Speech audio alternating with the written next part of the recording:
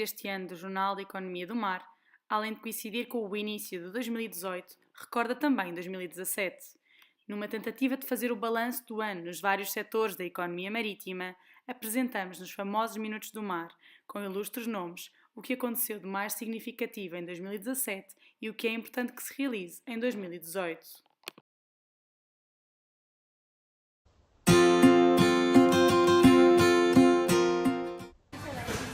O mar é um tema que se liga a muitos campos, mas de um modo muito especial tem uma ligação muito grande com o povo português e de certa forma também com um certo humanismo em termos globais. O mar é também um tema no qual podemos refletir sobre a cultura e podemos dizer que as reflexões nesse campo são também quase tão inesgotáveis como o próprio mar. No fundo, o mar podemos considerá-lo por vezes uma barreira, não é? Com as suas tempestades, com as dificuldades de navegação, com todos os medos que vêm do desconhecido. Por outro lado, o mar é um elemento de ligação. Como dizia o Fernando Pessoa na mensagem no poema Padrão, em homenagem a Diogo Cão, ao grande e imenso oceano, e ao possível oceano, afirmam estas esquinas que aqui vês, que o mar com fim será grego ou romano. O mar sem fim é português. Não é? Portanto, esta ideia que está posta neste poema corresponde um bocado, no fundo, à ação do infante Dom Henrique em tentar, a nível internacional, salvaguardar a exclusividade da navegação portuguesa.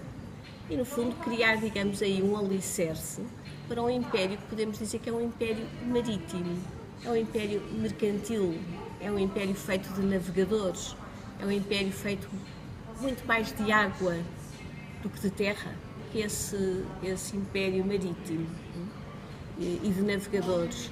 Podemos dizer que, de certa forma, marca os destinos dessa grande comunidade da língua portuguesa, não é? Essa lusofonia em que a pátria é a língua portuguesa e temos vários povos e que é mais do que uma comunidade linguística, há de facto traços humanos que ligam esses povos. Eu tenho falado aqui um pouco da figura do infante, porque o infante, no fundo, é aquela figura que na transição dos tempos medievais para os modernos, de certa forma faz a transição do próprio país para essa realidade, que é uma realidade do início de uma globalização pelo mar.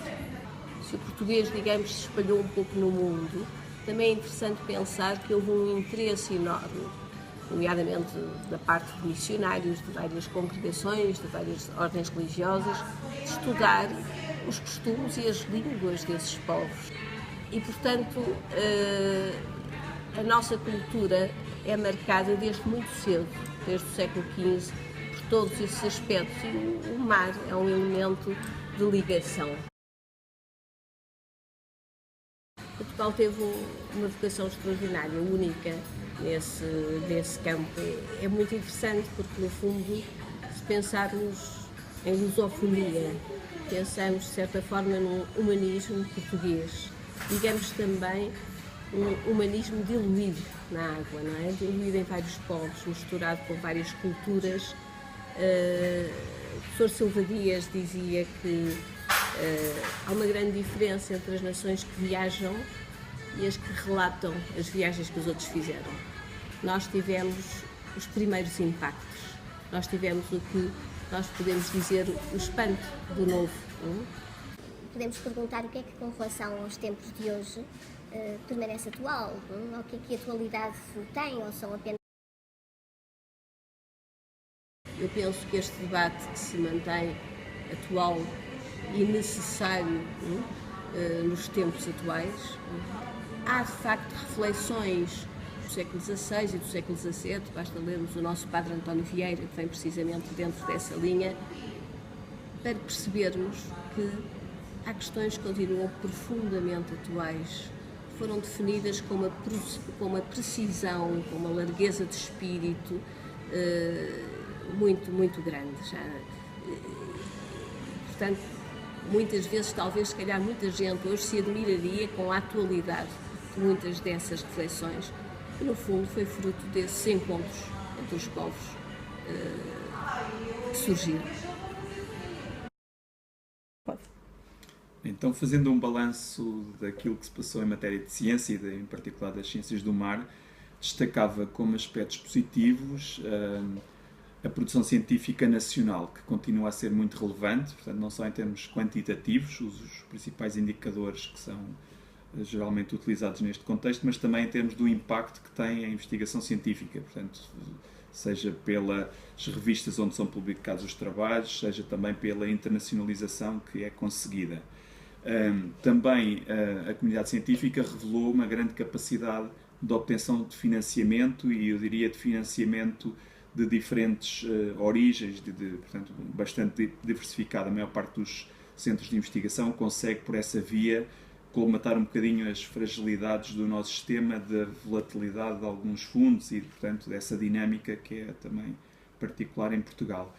Destacava ainda como aspecto positivo a existência, enfim, de fundos diretamente para as ciências do mar, inclusivamente numa dimensão que nós não temos muita tradição em Portugal, que é a dimensão privada. Portanto, a Fundação Oceano Azul criou fundos especificamente para apoiar a investigação, a par também com alguns fundos públicos, como é o caso do próprio Fundo Azul ou inclusive do programa mais genérico do Mar 2020. Destacava ainda como aspecto positivo um bom relacionamento na comunidade científica portuguesa, portanto, que não é deste ano, mas que se vem também a tornar mais denso, o que se revela também em parcerias de projetos a muitos níveis e, inclusivamente, também parcerias entre a comunidade académica e o setor da administração do Estado. Destacava duas iniciativas. Uma, um grupo de trabalho criado pelo Ministério do Mar em matéria de áreas protegidas marinhas, e também um outro relacionado com o Ministério do Ambiente em matéria de alterações climáticas, portanto, onde houve claramente uma ligação muito profícua entre a comunidade científica e a administração. Destacava também a ciência que é conduzida e que é realizada pela Marinha Portuguesa, mas também os laboratórios, o laboratório em particular o hidrográfico e a Escola Naval, que têm desenvolvido trabalho muito meritório em matéria de ciência. Finalmente, destacava como aspecto positivo a área do empreendedorismo ligado ao mar, a criação de muitas startups e muitas startups de base tecnológica e de base científica, que fazem também uma ponte entre a comunidade científica e o setor empresarial e, em particular, aquele que traz valor para a economia do mar, o que é muito importante.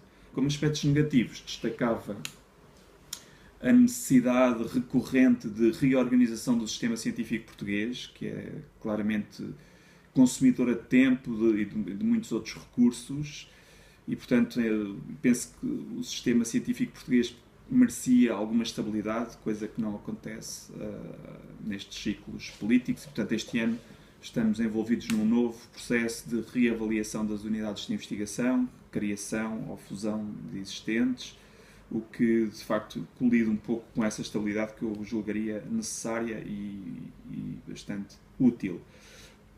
Houve também algumas iniciativas que considero importantes, mas depois a prática veio a revelar-se longe daquela que eu consideraria ideal, em particular os laboratórios colaborativos, os centros de interface tecnológica.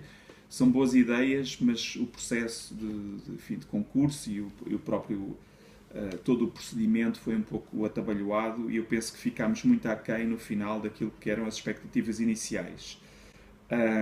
Tem havido também umas mudanças de estratégia em termos de ciência em Portugal, nem sempre essa mensagem é muito clara e, inclusive, criam expectativas que depois muitas vezes não são consubstanciadas. Em particular, referia-me ao documento legislativo que pretende tratar o emprego científico em Portugal, que, digamos, tem uma boa base de trabalho, é uma boa base de trabalho, portanto, no fundo, converter bolsas de pós-doutoramento em contratos de trabalho, mas depois a sua aplicação não só foi muito morosa, como foi também decorrer de uma forma muito atabalhoada e penso que poderá haver prejuízo em alguns setores. Finalizava com algumas perspectivas para 2018, essencialmente não aquilo que eu acho que vai acontecer, mas aquilo que eu gostaria que acontecesse e que essencialmente era haver novamente um programa dinamizador de ciência na área do mar, portanto, no fundo, haver financiamento dedicado à investigação na área do mar. Um outro aspecto que eu gostava que se reforçasse em 2018 é a ligação entre a investigação científica e a economia do mar. Foram feitos alguns esforços em definir agendas, em particular uma agenda para a área do mar. Era importante ir mais além e que esta agenda fosse também uma agenda de desenvolvimento económico e de reorganização da própria administração do Estado naquilo que são as suas funções em matéria de mar. Portanto, tenho essa expectativa que essa ligação entre agentes económicos, administração e cientistas possa de facto conduzir a uma melhor gestão do meio marinho e a criação de riqueza, que é o que todos pretendemos.